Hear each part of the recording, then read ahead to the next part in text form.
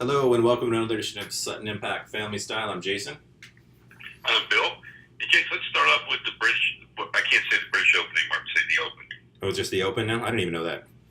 Just the Open. Okay. And really intriguing storyline. Tiger showed that he could play, could be competitive in the majors. Yes, he was. And he did a great job. But when the meltdown came, he made on a hole. He made a really bad shot. He had been emotional the whole game, the whole time I watched him. And when he made the bad shot, he got emotional, and then he had double bogey and a bogey, and that knocked him out. And he was actually, I think, tied for the lead at that time. Yeah, I think he actually had the lead at one point. Or he might have the lead outright. But it was fascinating to watch him. But it was also fascinating to watch Molinari, the Italian, who has to be the steadiest player on the tour, because he played all day Saturday and all day Sunday without a bogey. He's just really, really consistent.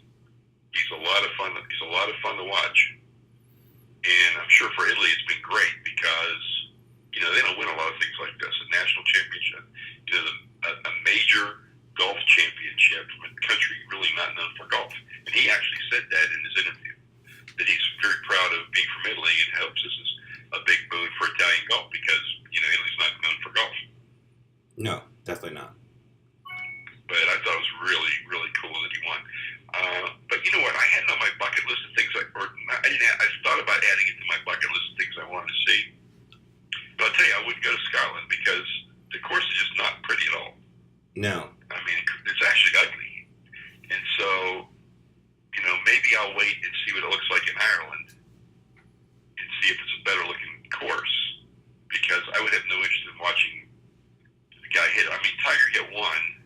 I think it's like a 400-some yard hole. He hit it within 90 yards of the pin because it rolled 90 yards. And in his second shot, he putted it.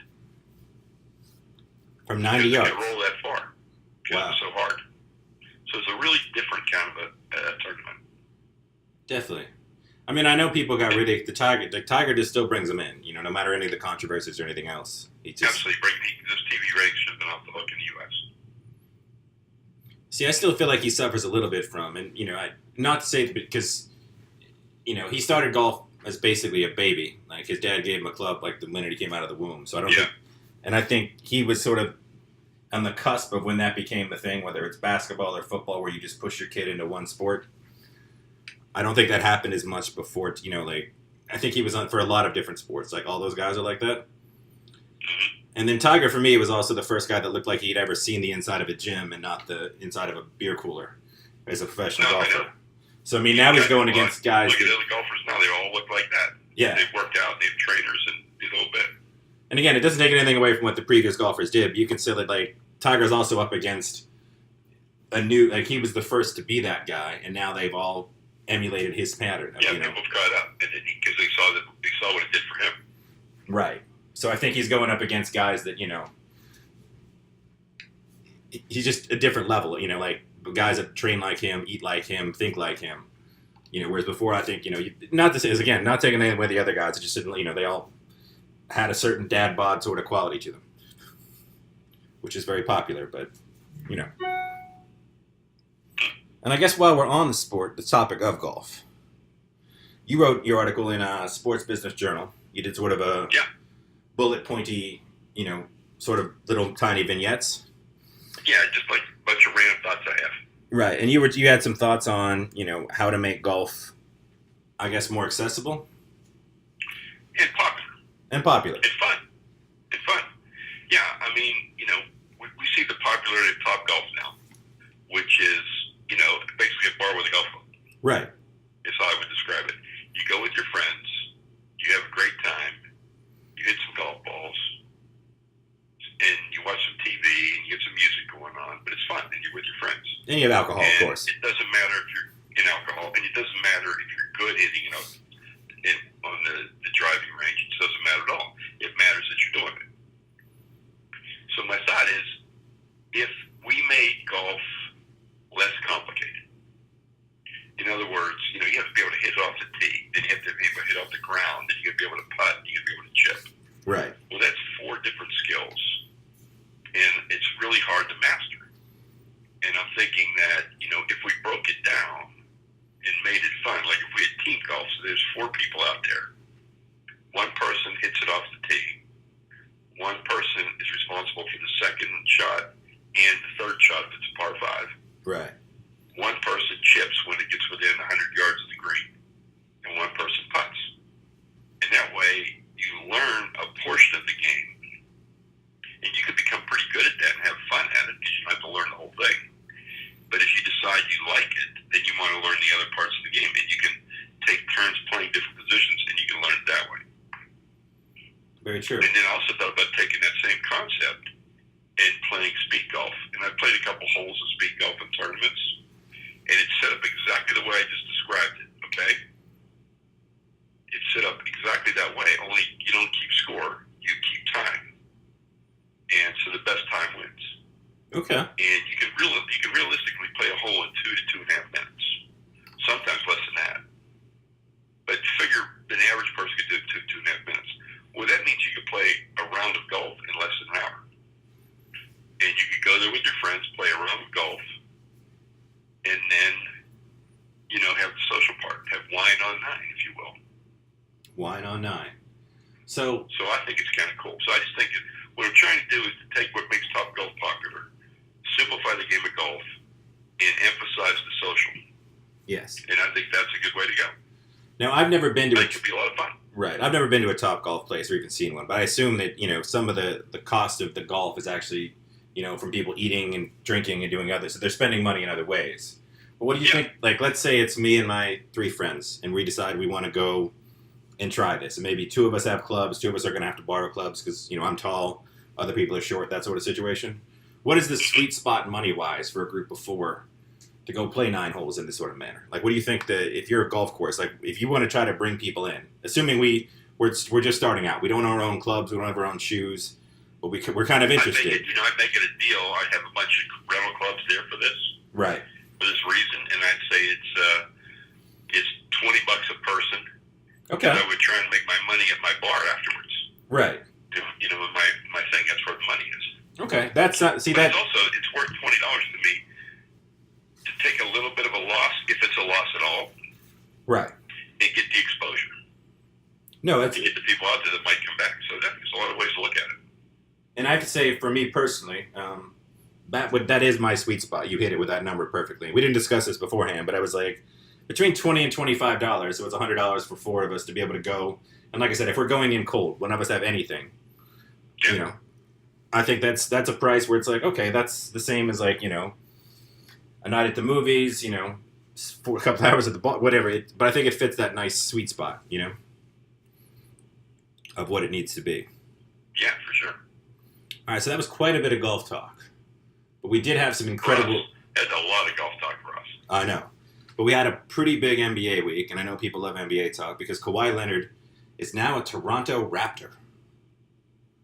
Yeah, I think we had a trade where both people don't want to go where they went. No, we mentioned it last week that Toronto was the front runner on our podcast. Yeah. I mean, I know we had heard that from other people, but, it's still, even when we said it, it seemed pretty unrealistic. For Toronto's sake, it makes a lot of sense, because you didn't really give up anything. You gave up DeRozan, who's not as good as Kawhi, and he signed for, I think, 3 more years. And the rest of your older players like Serge Ibaka and Kyle Lowry are done in 2. So you almost get to take one shot with a better player. You didn't really give up any of your young studs. You kept, Van Fleet. You kept Abinoui. I can't pronounce his name, but we know who he is. He's really good.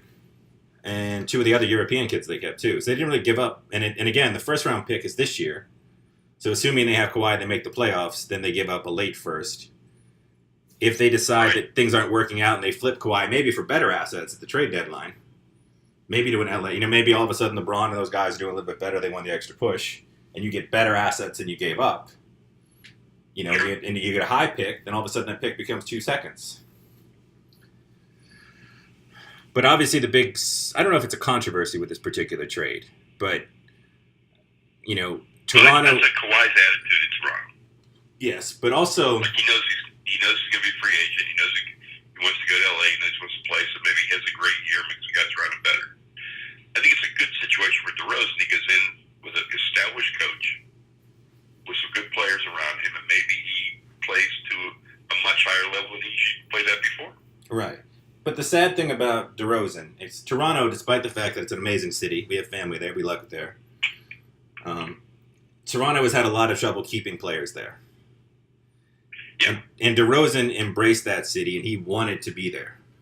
Yeah. He was all about being a Toronto Raptor for life. He took slightly less money, and not that Canada's taxes are nearly as high as some people claim, but it's obviously not like playing in Florida or Texas as far as taxes goes. You're paying a little bit more to live in Canada. But he was perfectly willing to be there. And if you're a franchise, like I know obviously you're trading an asset to get an even better asset, and maybe an asset you can flip to even better assets and help reset your team without bottoming out. But at the same time, you had a superstar who was, he's probably one of the 10, 15 best players in the league, the last 2 years anyway, as flawed as he may be, but he wanted to be in your city. And after,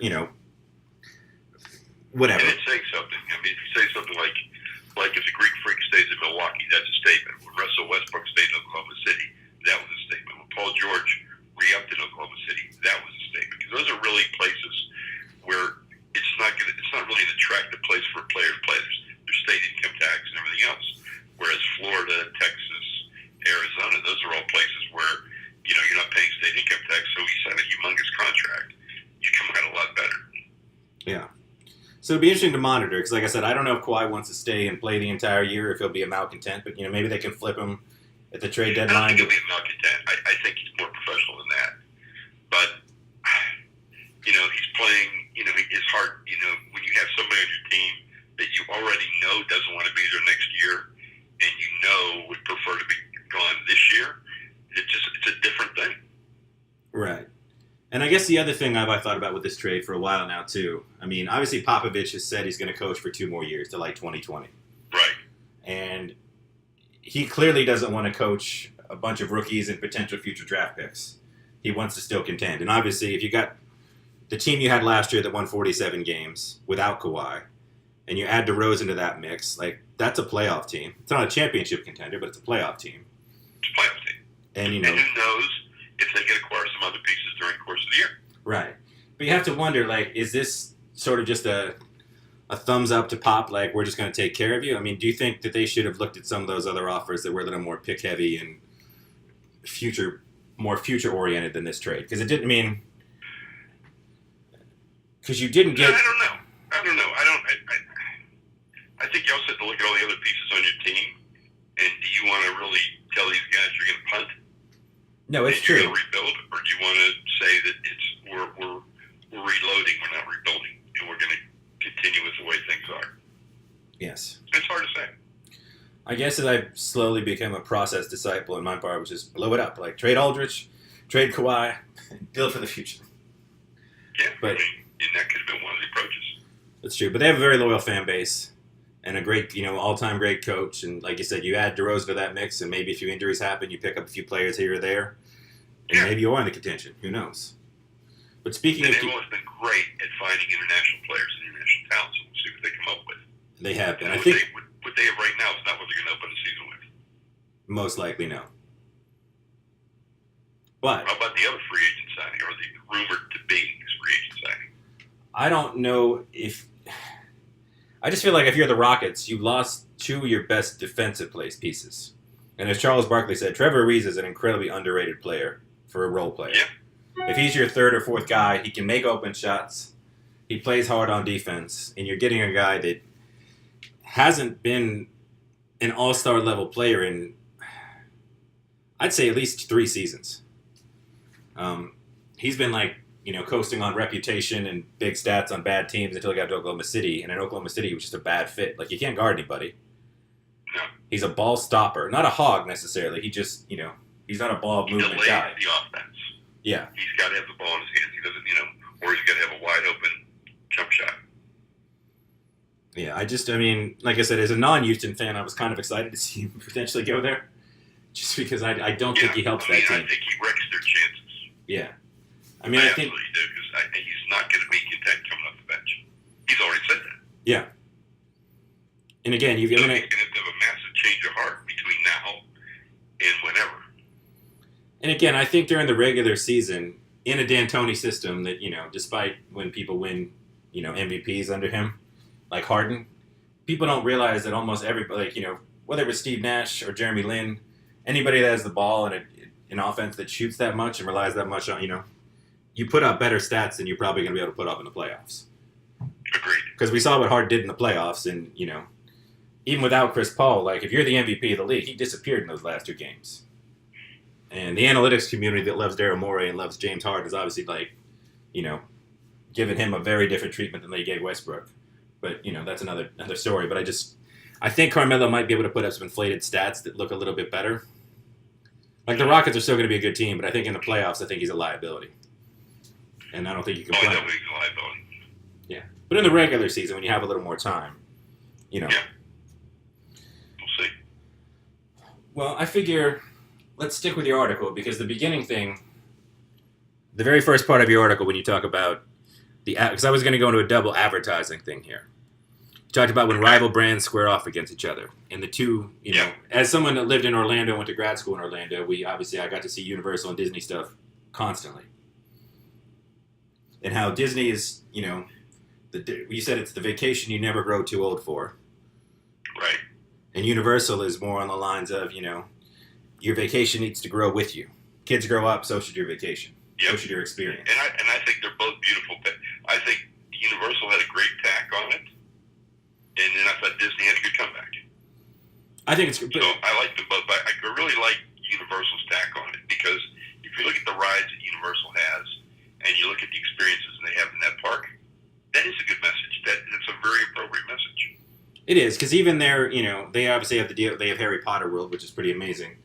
But I mean, Harry Potter, obviously, it's younger kids, but it's also the kids that I think by the time adults, the people, anybody read the book, right? It's adults. I love the movies, and it's also I think the kids that are probably not going to say too old, but that weird stage where you kind of rebel against Disney, and over the top sappiness. Like that's when you're into more of a Harry Potter phase. Your 10 to 15 range where you don't want to be seen with Mickey Mouse and Goofy. And I know, granted, Disney has Star Wars, which obviously is, a giant trump card. And that's also their response to growing up, too, if you think about it. Yeah. It really is. They got cars, they get princesses, they've got all that stuff, and now they're trying to get broader appeal, and then they've got Disney makes a lot of money on repeat customers coming back. I mean, Paul Slane's daughter was just here. I don't know if you remember the Slanes from Columbus. And she and her boyfriend were going to go spend 4 days there. I know. Because they love Disney. They go every chance they get. I mean, there's people like that. Yeah. But that's what they do. I know, having been to both parks on a personal level, like obviously I'm not a kid anymore, so that makes a lot of sense that I like Universal better. But I also shot commercials at both. Like we shot a commercial for Disney China at Disney in Florida. Disney seems like it's a lot less thrills and rides and a lot more, things to look at, things to buy, mascots, parades, that sort of thing, where Universal has some actual more roller coasters and, 3D rides, and it's a little bit more, I guess, action-oriented, I would say. I think that's a fair way to say it. Just more action, more excitement, more, Yeah. I think that's fair. And coasters are different things are different. Speaking of coasters, we have to go to Kennywood in Pittsburgh next year. For the Steel Curtain Coaster. The Steel Curtain Coaster, which is pretty incredible when you looked at it, right? Oh, yeah. So we're going to have to go ride that. I've decided we're going to do that next summer. It's hard to imagine that that's the Kennywood I went to when I was like 9 years old with Pat.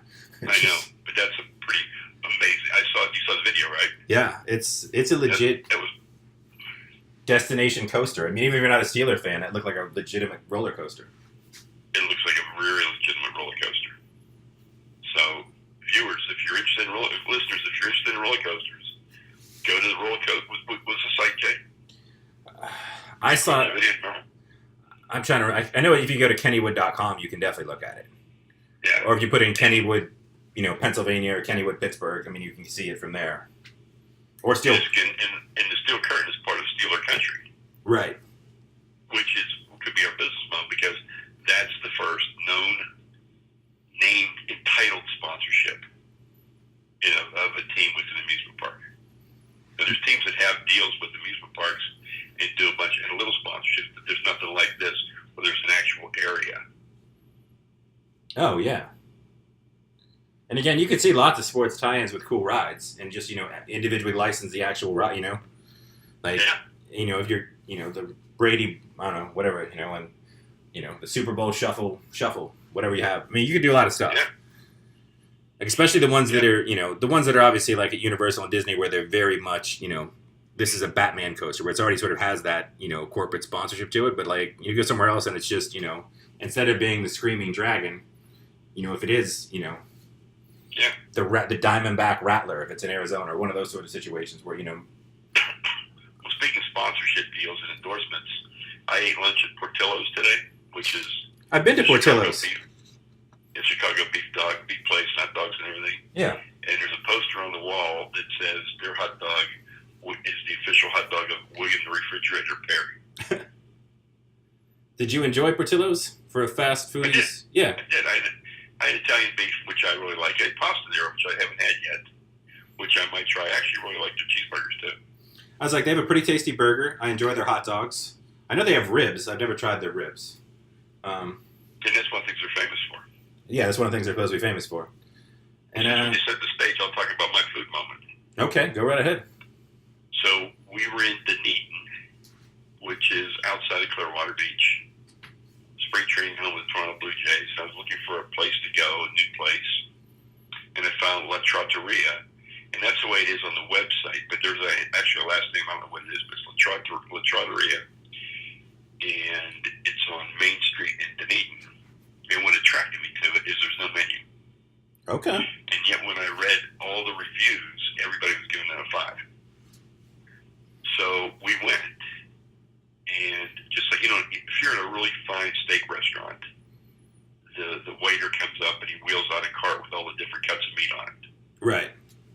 Okay, so this place, which is an Italian restaurant, comes out at first, and he's got all these ingredients to make your appetizer. He's got eggplant, he's got artichokes, he's got fresh ricotta, he's got eggplant, and they've got it all there. And he says, "What would you like me to make for your appetizer?" Oh. And so I had eggplant rollatini, which is eggplant stuffed with ricotta cheese covered with a marinara sauce, and it was outstanding. And then he comes back later on and says, "Okay, for your entree," and he brings out a big cart, and he's got veal on it. He's got chicken on it. He's got steak on it. He's got grouper. He's got salmon. He's got pasta. He's got crab meat. He's got scallops. He's got everything, right? Right. And so I said, "I'd like grouper. I like it fried I like that spicy. And I want to add crab meat, and I want to add scallops." He said, "Yeah, no problem." And so you can just create your own dish. I said, "That's really cool in an Italian restaurant." That's very cool. Yeah, and so he told me when they're real busy the fall, they usually do 40 to 50 tables, and that's it. That's all they want to do. And when they do 40 to 50 tables, they shut down. So it says it's open from 5 to 9:30, but it might close. He said he might close at 8 o'clock if they've already done 40 to 50 tables. Wow. But I was really impressed. Really nice service. The guys shoved us from Naples, and it was like a 2-person shop. One waiter and who waited on all the tables and did a great job. And I'm sure other times when it's busier on the fall, they probably have more than one waiter, but Yeah, sure. it was impressive. I know I already fantasy booked what I want to eat, I'm just thinking in my head. Sounds exciting. Yeah, it was really cool. I mean, like, you get chicken, you like chicken parm. So the guy that was with us wanted chicken parm, but he heard me order fried diablo, so he wanted chicken parm and a spicy sauce. Okay. And they made that for him. That's a really cool restaurant. I've never heard of anything like that. That's awesome. I know. So next time you're back in town, we'll go because it's really cool. Definitely. And the food was just amazing. And then we went to Stray Kids for ice cream, which is That's great ice cream. absolutely, it's great ice cream. So I had a scoop of chocolate, a scoop of black cherry covered in hot fudge, and it's amazing. Their hot fudge is outstanding. It is outstanding. It's above. It's on that list of best hot fudges I've ever had in my entire life. Obviously with Harold's No up in question. Massachusetts and a few other places. Yeah. Well, now I'm hungry. So if it's Strike-In, Steckins, or whatever it is, but if you're in Dunedin, look up best ice cream, and it'll come up to you. And it's really amazing. All right. Well, now I want to swing back to your article, and we'll talk about something that we don't talk about as often we probably would have talked about nonstop 15, 20 years ago, and that's baseball. You brought up when Bill Veeck, and you brought up some of the times in the games you went to and the average time when the Bill Veeck was in charge, which was 2 hours and 11 minutes. And that's the game that he let the fans make all the decisions by holding up signs. Right. And it was still 2 hours and 10 minutes. Which is incredible. I mean, it's a cool fan experience, which you couldn't probably do in a major league ballpark, but the fact that the game is 2:11, that's... I know, it's incredible. And in a game today, it's like 3:15, 3.5, 3:20. I've been a 4-hour game. I mean, it just drags. And so I went to a game after I wrote that, and I had a stopwatch. And I just started timing the time between innings. And, it's about 2 minutes between every half inning. So that's 4 minutes. And then that's time multiplied by 9, that's 36 minutes. So you got 36 minutes of dead time. Right. When people are just running, not running in and out the field. If they ran in and out of the field, it'd be like 15 seconds, but that's what they do. So you have a lot of totally dead time that but you know what's going on during the time because every game's on TV and that's when they're showing commercials. Right. So that's going back to the Open. Like I was impressed with the Open because they were doing that split screen and they were showing a commercial on one half and golf on the other half. Right. And I don't know how many people actually paid attention to the commercial, but the point is the message was there and you were going to be focused on the screen because golf was still going on. So I don't know if it's a good thing or a bad thing, but it sure, alleviates the time constraints. I think you could, right. I think you could argue it'd be more effective as well because if it's on the screen, at least subconsciously I'm seeing it. If I know the third out happens in the third inning, that's when I'm going to go to the bathroom. That's when I'm down looking at my phone. That's when I'm, watching a video, reading an article, flipping channels. Like, you're probably not getting me anyway with the full commercial break because now I know I don't have to be back. You don't need my, Whereas if it was on the screen, I'd be more inclined to probably end up watching it. Yeah. Which makes a lot of sense. Yeah. So in contrast, because you are such a big fan of the College World Series. Yes. Those games seem to move a little bit faster. They do, but there's a lot of offense. But you know what? They're fun. I like people with that much emotion having a good time. And just like this year, the Mississippi State team was just unbelievably fun to watch. And they were fun all the way through because I watched them from, the first rounds with the regionals, then the super regionals, and the College World Series. And I mean, they actually win because they hit a ball and it falls in foul territory. The guy gets another at bat, it's a home run. And so they win that game and go on to win the next night. So, and they were just, just so much fun. And I haven't gone there. The people in Omaha make that event so much fun. And they're all ambassadors for their city, and they're all telling you about where to go and how things work and everything. So I really, really enjoy it. And I'm going to go. I'm going to take your mom to go next year. She's never been. And I think it's the most fun event I've been to. Nice. Well. So, you got an entertainment moment? I do. I actually watched, I have been up in bed most of the day because I got stung pretty bad by a wasp. So I've just been able to, I'm supposed to keep my arm up. So I've been very actively watching TV.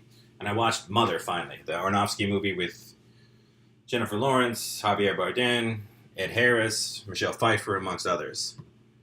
And I can see why it's you either love it or you hate it sort of movie.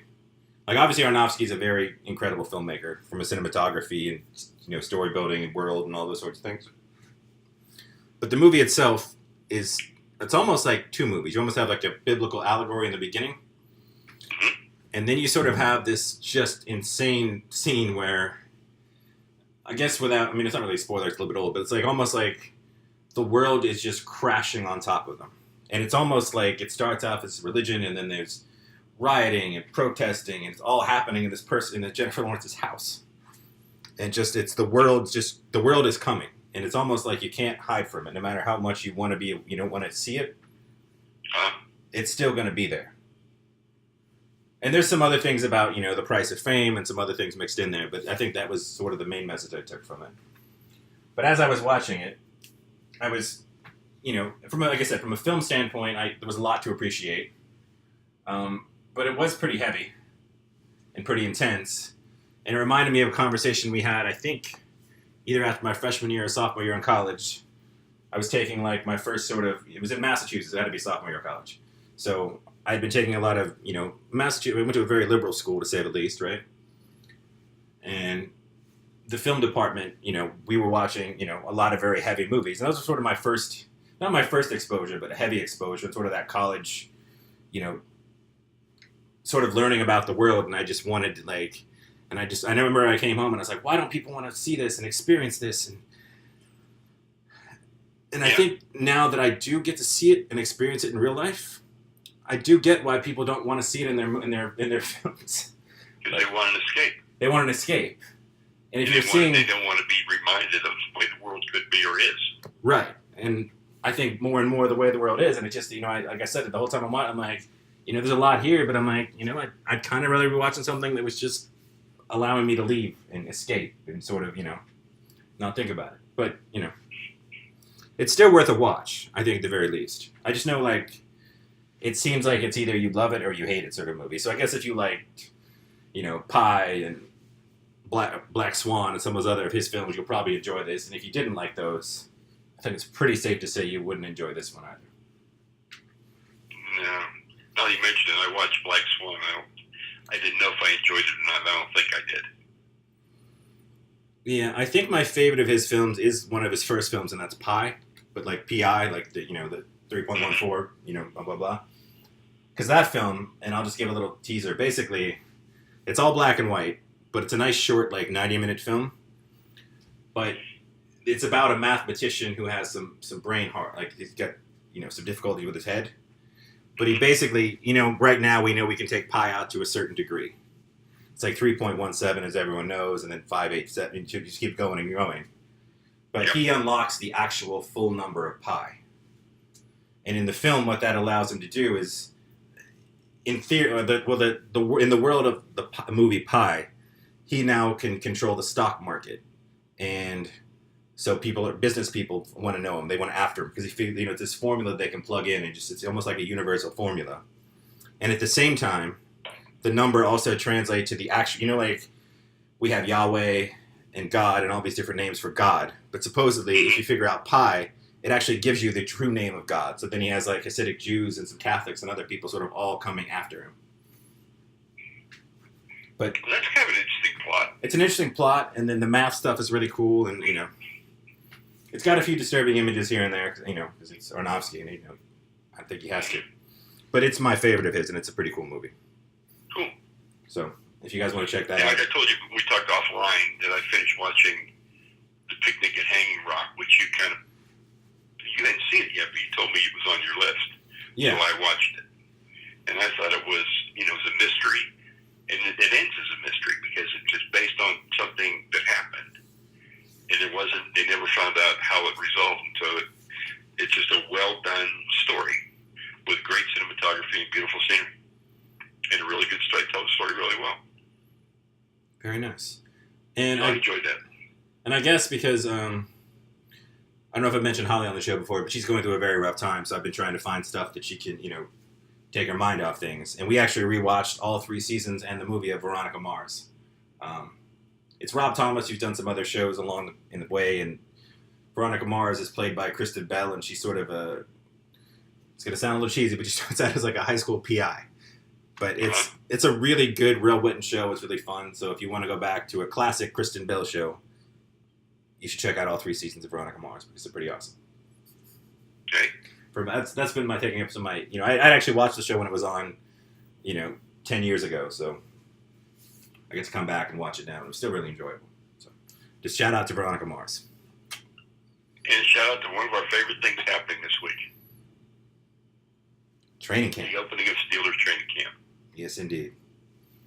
Although, and we'll have our quick Steeler minute since we're pretty much near the end of the pod. So, subscribe, like, and all those things. But we have one of the only draft picks, despite he's a late draft pick, is not signed right now in Terrell Edmonds. I don't think that means anything really long term, but it is odd that the guy slaughtered at the 28 spots. You know, it's usually the top 2 or 3 players that take the longest to sign. So, Yeah. but I did read a little bit about it, and did you see Saquon Barkley's contract? Yeah, I did. It's 4 years, and what's the most important thing about that contract? All guaranteed. All guaranteed. And I've been reading some of the Terrell Edmonds things, and he basically wants all guaranteed. Now, he makes, obviously, being the 28th pick as opposed to the 2nd pick, he makes a lot less money, but he wants his entire rookie deal all guaranteed. And as we stick with Steeler Minute, it seems like that was the biggest sticking point with Le'Veon Bell. Was the amount only $10 million of the $50-some million they offered Le'Veon Bell was guaranteed. Right. So there's no way this guy's getting a guaranteed contract. No, I don't think he is. Not completely, anyway. It's No. the economics of the NFL make it difficult to do that. You know, it just the hard cap just makes it tough to sign guys long term. And again, the Le'Veon Bell situation, I think we've spoken on it a little bit, but I see both sides equally. Because Le'Veon Bell's been a great player. He puts up incredible stats, and he makes that offense go when he's out there, you know? Mm-hmm. And he does stuff like he does work like a receiver. He's usually 3rd or 4th on the team in receiving every year, if not 2nd a few different years. And he is he's a dynamic runner. But if you're the Steelers, you're also looking at, history. And history says that a guy that has that many carries and that many touches throughout his career is going to be 28 at the end of the season. He's not going to be able to he's not going to be able to keep it going. So you don't want to lock yourself into a deal where, almost like the Rockets with Chris Paul. Like, maybe you get 2 really good years, but then you have 2 to 3 more years of just, a guy that can't perform anymore taking up a huge portion of your salary cap. So That's right. I was really hoping they'd find, I saw the one, his agent said that deal wasn't accurate, but I liked the one that was basically, it was like a $15 million signing bonus and $30 million guaranteed over the first 2 years of the contract. So it was basically like a 2-year, $50 million deal for him, which I thought would be pretty fantastic, but There's no way he's going to get that. no. And if you're him and you're his agent, like, even if you sit out, where's that money coming from next year? I mean, I know people are talking about the Jets and the 49ers and places that could use a dynamic playmaker, but I still feel like I don't see any of those people giving anywhere near that kind of money. Well, here's the other part. If you're Le'Veon Bell, you're kind of rolling the dice that if you leave, you're going to find an offensive line that's going to understand how to block for you the way that offensive line does, and that's not going to happen. No, and an offense that has an Antonio Brown that you got to double team every time he's on the field. Yeah, And so I just think that his agent, I'm saying he should have got more money, but his agent's being penny wise and pound foolish. yeah, and I don't know if this is true, but I listen. I follow a lot of the NFL reporters. Your Schefters and all those fellas, and they were reporting that there's 2 of the bigger agents right now that don't even represent running backs. They just don't see any long-term financial future in it, and they're just not doing it. Yeah. Which is pretty crazy. Because, I mean, again, Le'Veon Bell is, he's been a transcendent runner. But we know how quickly that goes away, so it's very sad. We'll see how this year turns out. It's going to be the best year ever, so we'll see. I'd like to see it. I think he is the best year ever. I hope the Steelers it is. So I'm going to put $100 on the Steelers to win the Super Bowl like I did last year. Well, we have to. Because we assume that they're going to. Yes. All right, well, I think despite the fact that I thought we would have a short show, I think we've gone almost 40-something minutes. So we're going to sign off. Again, we could really use some more likes on Facebook. And if you can contribute to Patreon, please become a Sutton family member. Even if it's, $1 here, $1 there, it really goes a long way to helping us keep the show going and all those good sorts of things. Absolutely. And I think probably coming up in August, we'll start, our NFL previews. We'll have a little more NFL talk. And who knows what we got next week. We'll see what the sports world gives us. That's right. Well, keep listening and tell your friends to listen. All right, so until next week, adios.